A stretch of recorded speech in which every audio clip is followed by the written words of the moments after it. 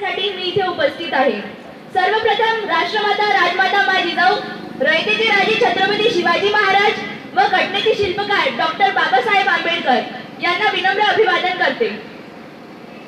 विचारपीठावरील मान्यवर, आदरणीय परीक्षक, मी नेहा राजपूत वर्ग 10वी ची विद्यार्थिनी आज तुमच्या समोर विषयाच्या बाजूनी माझे मत मांडणार आहे।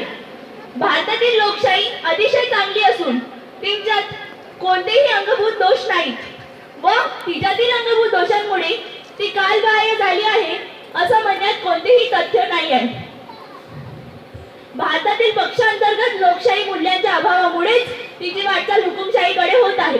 उदाहरणार्थ सुरी, जर ती सुरी एखाद्या डॉक्टरकडे आहे तर तिचं शस्त्रक्रिया करण्यात येतं व एखाद्याचा जीव वाचला जातो। पण जर तीच सुरी आपण एखाद्या दरोडेखोरांना दिली तर त्याच्याने एखाद्या मनुष्याची हत्या होऊ शकते। मग ते वापरण्याची, त्याची अंमलबजावणी करण्याचा अधिकार त्याच्या हातात आहे, हे महत्त्वाचं आहे। भारतातील कोणत्याही राजकीय पक्षाने आपल्या पक्षात लोकशाहीचे मूल्य रुजूच दिले नाही। मग कशी काय या देशात लोकशाही टिकवून ठेवण्यासाठी आपण अपेक्षा करत आहोत?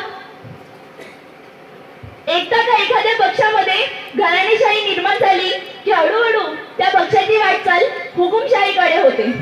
उदाहरणार्थ काँग्रेस पक्ष नेहरू गांधी घराण्याशिवाय चालूच शकत नाही, ही परिस्थिती आपल्याला दिसून येते। प्रादेशिक पक्षांबाबत उत्तर प्रदेशची समाजवादी पार्टी, बिहारची राष्ट्रीय जनता दल, महाराष्ट्रात शिवसेना व राष्ट्रवादी काँग्रेस पार्टीमध्ये हीच परिस्थिती आपल्याला दिसून येते। मग त्यानंतर स्वसंरक्षणासाठी सर्व आणीबाणी लादल्या जातात आणि सामान्य माणसांचे दैनंदिन जीवन जगणे कठीण केले जाते।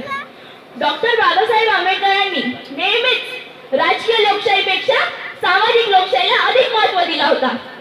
त्याच्यातले 3 तत्व म्हणजे स्वातंत्र्य, समता व बंधुत्व। या संदर्भात बाबासाहेब असे म्हणतात की स्वातंत्र्य, समता व बंधुत्व हे 3 तत्व म्हणजे त्रिवेणी संगमातील निरनिराळे भाग होते असं म्हणता येता कामा नाही। कारण जर ती अलग केली तर लोकशाहीचे जीवन तब्बत नष्ट केल्यासारखे होईल, लोकशाहीचे जीवनसत्व नष्ट होईल। अध्यक्ष महोदय, आज सर्वत्र अराजकता पसरलेली असून देशाची वाटचाल हुकुमशाहीकडे होत आहे की काय असा प्रश्न माझ्यासारख्या सर्वसामान्यांना पडलेला आहे।